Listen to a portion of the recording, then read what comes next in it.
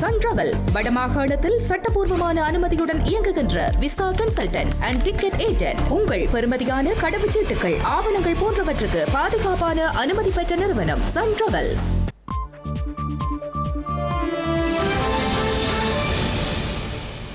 வணக்கம். இது ஐபிசி தமிழின் இரவு நேர பிரதான செய்திகள். முதலில் தலைப்புச் செய்திகள்.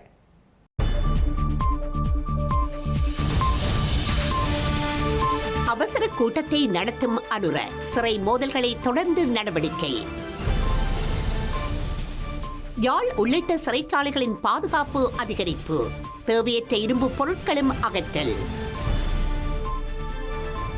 லலித் குகன் காணாமற் போன விவகாரம், நிகழ்நிலையில் சாட்சியமளிக்க கோட்டபாயவிற்கு உத்தரவு. விவாகரத்து வழக்கை மீளப் பெற்றார் சங்கீதா, வழக்கும் முடித்து வைப்பு. துருக்கியுடன் கூட்டு பாதுகாப்பு உடன்படிக்கையை மேற்கொள்ளும் சவுதி அரேபியா, தாக்குதல் நடத்தப்படலாம் என்ற எச்சரிக்கையை தொடர்ந்து நகர்வு.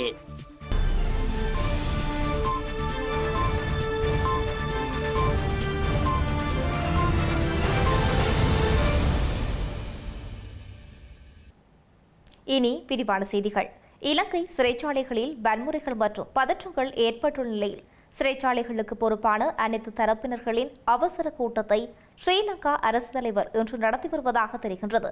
நீர்கொழும்பு தலுபோத்தோவில் உள்ள பல்லன்சேன திறந்தவெளி சீர்திருத்த மையத்தில் ஏற்பட்ட பதற்றமான சூழ்நிலை இன்று பகல் கண்ணீர் புகை குண்டுகளை பயன்படுத்தி நிலைமையை கட்டுப்பாட்டுக்குள் கொண்டுவர சிறப்பு அதிரடிப்படை மற்றும் விமானப்படை ஆகியவை களமிறக்கப்பட்டுள்ள நிலையில் இந்த அவசர கூட்டம் நடத்தப்பட்டு வருவதாக தெரிய வருகின்றது. இலங்கை சிறைச்சாலைகளை சீர்குலைக்க பெரும் சதித்திட்டம் தீட்டப்படுவதாக புலனாய்வு தகவல்கள் கிட்டியதால் அனுரகுமார திசாநாயக்க இன்று இந்த அவசர கூட்டத்திற்கு அழைப்பு விடுத்திருந்தார். இந்த கூட்டத்தில் பொது பாதுகாப்பு அமைச்சர் ஆனந்த விஜயபால உட்பட முக்கிய தலைவர்கள் பங்கெடுத்தனர். சிறைச்சாலைகளின் தற்போதைய நிலைமையை அரசாங்கம் தீவிரமாக கருதுவதால் சிறைச்சாலை அமைப்புக்கு பொறுப்பான முக்கிய தரப்பினருடன் ஜனாதிபதி அனுரகுமார திசாநாயக்க இன்று இந்த அவசர கூட்டத்தை நடத்தி வருகிறார். கடந்த இரவு முதல் கொழும்பு மகசின் சிறைச்சாலையிலும் குறிவிட்ட சிறைச்சாலையிலும் நடந்த வன்முறையில் 3 கைதிகள் கொல்லப்பட்டு 20க்கும் மேற்பட்டோர் காயமடைந்த நிலையில் பொது பாதுகாப்பு அமைச்சு அதிகாரிகள், நீதித்துறை அதிகாரிகள், காவல்துறை அதிகாரிகள் உட்பட்டவர்கள் பங்கெடுத்த இந்த கூட்டத்தில் சிறைச்சாலை நெருக்கடி குறித்து தீவிர வாத பிரதிவாதங்கள் இடம்பெற்று வருவதாக குறிப்பிடப்பட்டுள்ளது. இலங்கையில் நாடு முழுவதும் உள்ள பல சிறைகளில் பதற்றம் அதிகரித்துள்ள நிலையில் யாழ்ப்பாண சிறையில் பாதுகாப்பு இன்று சடுதியாக அதிகரிக்கப்பட்டுள்ளது. யாழ்ப்பாண படை தளபதி மேஜர் ஜெனரல் நவரத்ன இன்று காலை யாழ் சிறையில் அவசர கள ஆய்வு ஒன்றை மேற்கொண்டதோடு பாதுகாப்புக்கென மேலதிக இராணுவத்தையும் அங்கு களமிறக்கியுள்ளார். சிறைக்குள்ளிருந்து கனதியான உலோகப் பொருட்கள் மற்றும் கூரிய பொருட்கள் தற்போது அகற்றப்பட்டு வருகின்றன. கடந்த ஜூலை மாதம் நீர்கொழும்பு சிறை கலவரம் நடந்து 1 மாதத்திற்குள் மேலும் சில சிறை கலவரங்கள் தொடர்வது சிறை கலவரங்களை உருவாக்க இயங்கும் போதை மற்றும் மாஃபியா குழுக்களின் நகர்வுகளை புலப்படுத்தியுள்ளது. அண்மையில் நீர்கொழும்பு மற்றும் மகர சிறை கலவரங்களில் ஈடுபட்டதாக அடையாளம் காணப்பட்ட சில கைதிகள் யாழ்ப்பாணம், மட்டக்களப்பு, வவுனியா உட்பட்ட சிறைகளுக்கு அனுப்பி வைக்கப்பட்டுள்ள நிலையில் அந்த இடங்களிலும் இன்று பதற்றங்கள் உருவாகியிருந்தன. இதனால் இன்று யாழ்ப்பாண படை தளபதி மேஜர் ஜெனரல் நவரத்ன யாழ்ப்பாண சிறைக்கு சென்று காலை அவசர கள ஆய்வு மேற்கொண்டதுடன் பாதுகாப்புக்கென இராணுவத்தையும் களமிறக்கியுள்ளார். இன்று யாழ் சிறையின் பாதுகாப்பு குறித்து யாழ் மாவட்ட பிரதி காவல்துறை அதிபர் தலைமையில் யாழ்ப்பாண மாவட்டத்தில் உள்ள அனைத்து நிலையங்களின் பொறுப்பதிகாரிகளும் சிறைக்குள் கலந்துரையாடல்கள் நடத்தப்பட்டுள்ளன. யாழ் சிறையில் தீவிரப்படுத்தப்பட்ட பாதுகாப்பு நடவடிக்கைகளின் ஒரு பகுதியாக சிறைக்குள் இருந்து கன உலோகப் பொருட்களும் கூரிய பொருட்களும் அகற்றப்பட்டு வருகின்றன. இதேவேளை மட்டக்களப்பு சிறைச்சாலையை சுற்றி இராணுவத்தினர் மற்றும் விசேட அதிரடிப்படையினர், காவல்துறையினர் இணைந்து பாதுகாப்பு நடவடிக்கையில் ஈடுபடுவதுடன் இராணுவ உந்துருளி பிரிவு சிறைச்சாலை பகுதியை சுற்றி ரோந்து நடவடிக்கையில் ஈடுபட்டு வருகின்றனர். நீர்கொழும்பு சிறைச்சாலையில் இடம்பெற்ற மோதலை தொடர்ந்து அங்கிருந்து 60 கைதிகள் மட்டக்களப்பு சிறைச்சாலைக்கு மாற்றப்பட்டனர்.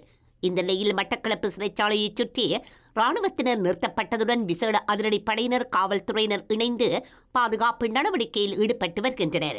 அதேவேளை இராணுவ மோட்டார் சைக்கிள் பிரிவினர் சிறைச்சாலை பகுதியை சுற்றியுள்ள வீதிகளில் ரோந்து நடவடிக்கையினை மேற்கொண்டு வருவதை அடுத்து அங்கு பெரும் பரபரப்பு ஏற்பட்டுள்ளது. அதேவேளை மாவட்ட சிரேஷ்ட காவல்துறை அத்தியட்சகர் லலித் லீலாரத்ன சிறைச்சாலைக்கு பயணம் மேற்கொண்டு நிலைமைகளை ஆராய்ந்துள்ளார். இலங்கையில் உள்ள சிறைச்சாலைகளில் இடம்பெற்ற பதற்றமான சூழ்நிலைகள் திட்டமிடப்பட்டு ஒருங்கிணைக்கப்பட்டவை என ஸ்ரீலங்கா பொதுமக்கள் பாதுகாப்பு அமைச்சர் ஆனந்த் விஜயபால தெரிவித்துள்ளார். நாடாளுமன்றில் இன்று விசேட கூற்றொன்றை விடுத்து உரையாற்றும் போதே அமைச்சர் இதனை தெரிவித்துள்ளார். நீர்கொழும்பு, மகர, மெகசின், குருவெட்டு மற்றும் பல்லன்சேன ஆகிய சிறைச்சாலைகளில் மோதல்கள் இடம்பெற்றிருந்ததுடன் இதில் உயிரிழப்புகளும் பதிவாகியிருந்தன. இந்த நிலையில் போதைப்பொருள் மற்றும் பாதாள உலக குழுக்களின் செயற்பாடுகளை இந்த அமைதியின்மைக்கு உடனடி பின்னணியாக இருந்துள்ளதாக ஆரம்பகட்ட விசாரணைகளில் தெரியவந்துள்ளதாக அமைச்சர் ஆனந்த விஜயபால குறிப்பிட்டுள்ளார். இவ்வாறான சம்பவங்களை கட்டுப்பாட்டுக்குள் கொண்டுவரும் போது கைதிகளின் பாதுகாப்பிற்கு முன்னுரிமை அளிக்குமாறு பாதுகாப்பு படையினருக்கு அறிவுறுத்தப்பட்டுள்ளதாகவும் எந்தவொரு கைதியின் உயிரும் பறிபோகாத வகையில் சட்ட ஒழுங்கை நிலைநாட்டுவதை முதன்மை நோக்கம் எனவும் அவர் வலியுறுத்தினார். பல்லன்சேன திறந்தவெளி சிறைச்சாலை நிலவரம் குறித்து பேசிய அமைச்சர், காலை உணவிற்கு பின்னர் சுமார் 30 கைதிகள் கூரை மீது ஏறி உள்ளே செல்ல மறுத்து ஆர்ப்பாட்டத்தில் ஈடுபட்டதாக தெரிவித்தார். காவல்துறையினரும் சிறைச்சாலை அதிகாரிகளும் நிலைமையை கட்டுப்பாட்டுக்குள் கொண்டுவர நடவடிக்கை எடுத்து வருவதாகவும் ஏனைய சிறைச்சாலைகளில் ஏற்பட்ட பதற்றம் முழுமையாக கட்டுப்பாட்டிற்குள் கொண்டுவரப்பட்டுள்ளதாகவும் அவர் கூறினார். பல்வேறு சிறைச்சாலைகளில் இடம்பெற்ற மோதல் சம்பவங்கள் முன்கூட்டியே திட்டமிடப்பட்ட ஒருங்கிணைக்கப்பட்ட சீர்குலைப்பு நடவடிக்கைகள் மற்றும் சதி திட்டத்தின் ஒரு பகுதி எனவும் புலப்படுவதாகவும் அவர் மேலும் குறிப்பிட்டார். யாழ்ப்பாணத்தில் காணாமலாக்கப்பட்ட லலித்குமார் வீரராஜ் மற்றும் குகன் முருகானந்தன் ஆகிய இருவர் தொடர்பிலான வழக்கின் ஸ்ரீலங்கா முன்னாள் ஜனாதிபதி கோட்டபாய ராஜபக்ச நிகழ்நிலை சாட்சியமளிக்க யாழ் நீதவான் நீதிமன்றம் அனுமதி அளித்துள்ளது. கடந்த 2011ஆம் ஆண்டு மனித உரிமைகள் தினமான டிசம்பர் மாதம் 10ஆம் தேதி யாழ்ப்பாண நகரில் நடத்த திட்டமிடப்பட்ட காணாமலாக்கப்பட்டோரின் உறவினர்களின் போராட்டத்தை ஒழுங்கமைப்பதில் ஈடுபட்டிருந்த லலித்குமார் வீரராஜ் மற்றும் குகன் முருகானந்தன் ஆகியோர் ஆவரங்கால் பகுதியில் வைத்து முதல் நாள் காணாமலாக்கப்பட்டிருந்தனர். இது தொடர்பான வழக்கு விசாரணைகள் யாழ்ப்பாணம் நீதவான் நீதிமன்றில் 2012ஆம் ஆண்டு முதல் இடம்பெற்று வரும் நிலையில் குறித்த வழக்கு இன்று மீண்டும் விசாரணைக்கு எடுத்துக் கொள்ளப்பட்டது. இதன்போது கொழும்பு பிரதான நீதவான் நீதிமன்றில் செப்டம்பர் 29ஆம் தேதி அப்போதைய பாதுகாப்பு செயலாளரும் முன்னாள் ஜனாதிபதியுமான கோட்டபாய ராஜபக்ச முன்னிலையாகி நிகழ்நிலையில் சாட்சியமளிக்க யாழ் நீதவான் நீதிமன்றம் அனுமதி அளித்துள்ளது. ஸ்ரீலங்கா பிரதம நீதியரசர் மற்றும் காவல்துறை மா அதிபரின் உத்தியோகபூர்வ இல்லங்களை சுற்றியுள்ள வீதிகளில் காணொலி பதிவு செய்ததாக கூறப்படும் 40 வயதான சந்தேக நபர் ஒருவர் கர்வாத்தோட்ட காவல்துறையினரால் கைது செய்யப்பட்டுள்ளார். சம்பவத்துடன் பயன்படுத்தப்பட்டதாக கூறப்படும் கையடக்க தொலைபேசியையும் காவல்துறையினர் கையகப்படுத்தியுள்ளனர். சொகுசு வாகனம் ஒன்றில் சென்ற சந்தேக நபர் காவல்துறை மா அதிபரின் உத்தியோகபூர்வ இல்ல நுழைவாயிலுக்கு அருகில் காணொலி பதிவு செய்து கொண்டிருப்பதை பாதுகாப்பு பணியில் ஈடுபட்டிருந்த விசேட அதிரடிப்படை அதிகாரி ஒருவர் அவதானித்துள்ளார். இதனையடுத்து அவர் அந்த பகுதியில் கடமையில் இருந்து போக்குவரத்து காவல்துறை உத்தியோகத்தருக்கு தகவல் வழங்கியதை அடுத்து கொழும்பு அவசர பிரிவுக்கு அறிவிக்கப்பட்டது. சம்பவ இடத்திற்கு சென்ற கருவாத்தோட்டம் காவல்துறையினர் விசாரணைகளை மேற்கொண்டு சந்தேக நபரை கைது செய்துள்ளனர். சந்தேக நபரின் கையடக்க தொலைபேசியை பரிசோதித்த போது காவல்துறை மா அதிபரின் உத்தியோகபூர்வ இல்லம் மற்றும் அதனை சுற்றியுள்ள வீதிகள், பிரதம நீதியரசரின் உத்தியோகபூர்வ இல்லம் மற்றும் அதன் சுற்றுப்பகுதிகள் தொடர்பிலான காணொலிகள் பதிவாகியிருந்ததாக காவல்துறையினர் தெரிவிக்கின்றனர். காணொலிகளை பொழுதுபோக்குக்காக பதிவு செய்ததாக சந்தேக நபர் தெரிவித்துள்ளார். அத்துடன் அவரிடம் மேற்கொள்ளப்பட்ட விசாரணைகளில் தனது வசிப்பிடம் உள்ளிட்ட சில விடயங்களில் முரண்பாடான தகவல்களை வழங்கியதாக காவல்துறையினர் கூறியுள்ளனர். கைது செய்யப்பட்டவர் அலுப்போமுல்லை அருகொட பகுதியைச் சேர்ந்த 40 வயதுடையவர் என தெரிவிக்கப்படுவதுடன் சம்பவம் தொடர்பிலான மேலதிக விசாரணைகளை கருவாத்தோட்டம் காவல்துறையினர் முன்னெடுத்து வருகின்றனர். தமது நிலமீட்பு போராட்டத்தின் வடிவை மாற்றி அரசு தரப்பு மக்கள் பிரதிநிதிகளின் அலுவலகங்களையும் அரசு திணைக்களங்களின் செயற்பாடுகளையும் முடக்கி தமக்கான தீர்வை கோரவுள்ளதாக மயிலிட்டி மீள்குடியேற்ற அபிவிருத்தி குழு தெரிவித்துள்ளது. வெளி வடக்கு மயிலிட்டி பகுதியில் உயர் பாதுகாப்பு வலயம் என்ற பெயரில் இராணுவத்தினரால் அபகரிக்கப்பட்டுள்ள காணிகளை விடுவிக்க வலியுறுத்தி காணி உரிமையாளர்களினால் பருத்தித்துறை பொன்னாலை வீதியில் உள்ள கொமாண்டோ பங்களா முன்பாக 16வது வெள்ளிக்கிழமையாகவும் இன்றைய தினம் கவனஈர்ப்பு போராட்டம் முன்னெடுக்கப்பட்டது. வலிவடக்கு 248, 251, 246 மற்றும் 255 ஆகிய கிராம சேவையாளர் பிரிவைச் சேர்ந்த மக்கள் கடந்த 1990ஆம் ஆண்டு ஜூன் மாத கால பகுதியில் அவர்களது சொந்த இடங்களில் இருந்து வலுக்கட்டாயமாக வெளியேற்றப்பட்ட நிலையில் அப்பகுதி உயர் பாதுகாப்பு வலயமாக அறிவிக்கப்பட்டிருந்தது. யுத்தம் முடிவடைந்து 17 வருடங்கள் கடந்த நிலையிலும் அப்பகுதிகளில் இருந்து பாதுகாப்பு தரப்பினர் வெளியேறாத நிலையில் அவை உயர் பாதுகாப்பு வலயமாகவே காணப்படுகின்றது. இந்த நிலையில் தமது காணிகளை விடுவிக்குமாறு பல வருடங்களாக காணி உரிமையாளர்கள் கோரி வரும் நிலையில் தற்போது கவனஈர்ப்பு போராட்டமும் 16வது வாரமாகவும் எட்டியுள்ளது. ஆனாலும் அரசோ அரசு அதிகாரிகளோ அதற்கான எந்தவொரு முயற்சியையும் இதுவரை முன்னெடுக்காது காணிகளை சுவீகரிக்கும் நோக்குடனேயே செயற்பட்டு வரும் நிலையில் இன்று 16வது வெள்ளிக்கிழமையும் காணி உரிமையாளர்களால் அமைதி வழியில் கவனஈர்ப்பு போராட்டம் முன்னெடுக்கப்பட்டிருந்தமை குறிப்பிடத்தக்கது. தமிழ்நாடு அரசியல் மற்றும் சினிமா துறையில் பெரும் பரபரப்பை ஏற்படுத்தியிருந்த தமிழ்நாடு முதலமைச்சர் தமிழக வெற்றிக் கழக தலைவருமான விஜய்க்கு எதிராக அவரது மனைவி சங்கீதா தாக்கல் செய்திருந்த விவாகரத்து மனுவை மீளப் பெற்றுள்ளார். மனு மீள பெறப்பட்ட நிலையில் வழக்கு முடித்து வைக்கப்பட்டதாக செங்கல்பட்டு குடும்ப நல நீதிமன்றம் தெரிவித்துள்ளது.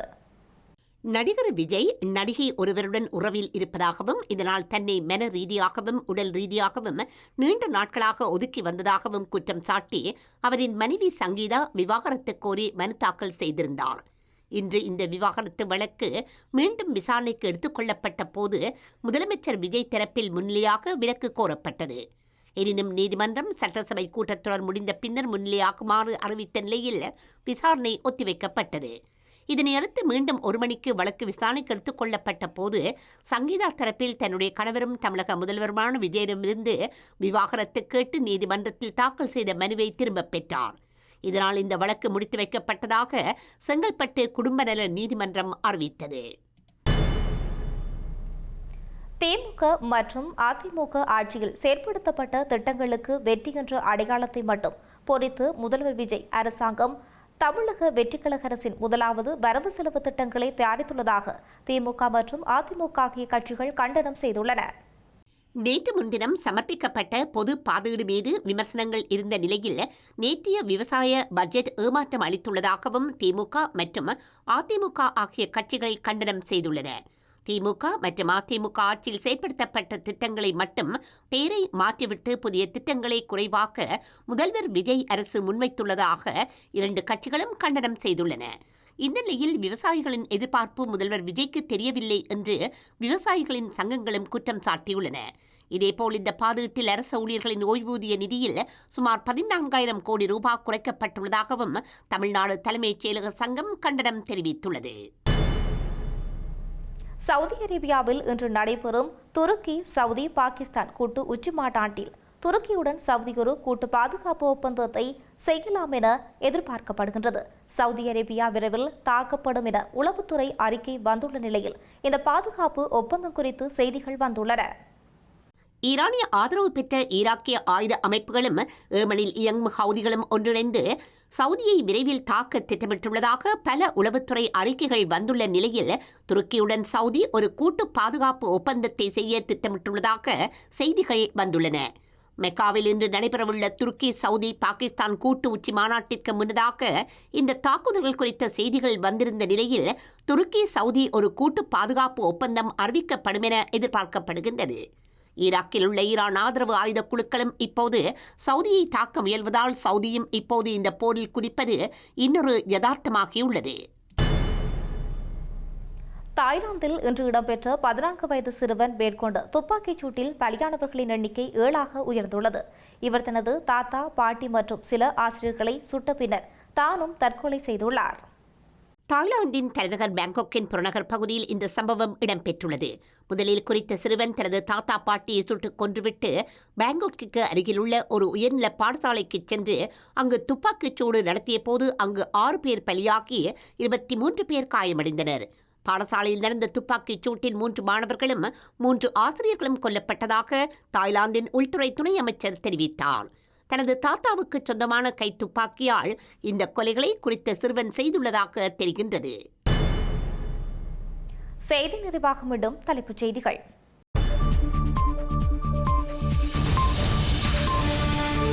அவசர கூட்டத்தை நடத்தும் அனுர சிறை மோதல்களை தொடர்ந்து நடவடிக்கை. யாழ் உள்ளிட்ட சிறைச்சாலைகளின் பாதுகாப்பு அதிகரிப்பு, தேவையற்ற இரும்பு பொருட்களும் அகற்றல். லலித் குகன் காணாமற் போன விவகாரம், நிகழ்நிலையில் சாட்சியமளிக்க கோட்டபாயவிற்கு உத்தரவு. விவாகரத்து வழக்கை மீளப் பெற்றார் சங்கீதா, வழக்கும் முடித்து வைப்பு. துருக்கியுடன் கூட்டு பாதுகாப்பு உடன்படிக்கையை மேற்கொள்ளும் சவுதி அரேபியா, தாக்குதல் நடத்தப்படலாம் என்ற எச்சரிக்கையை தொடர்ந்து நகர்வு.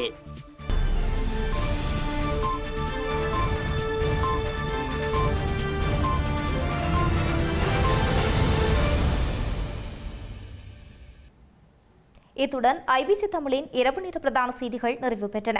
செய்திகளை உடனுக்குடன் அறிந்து கொள்ள ibctamil.com என்ற எமது இணையதளத்தை பார்வையிடுங்கள். வணக்கம்.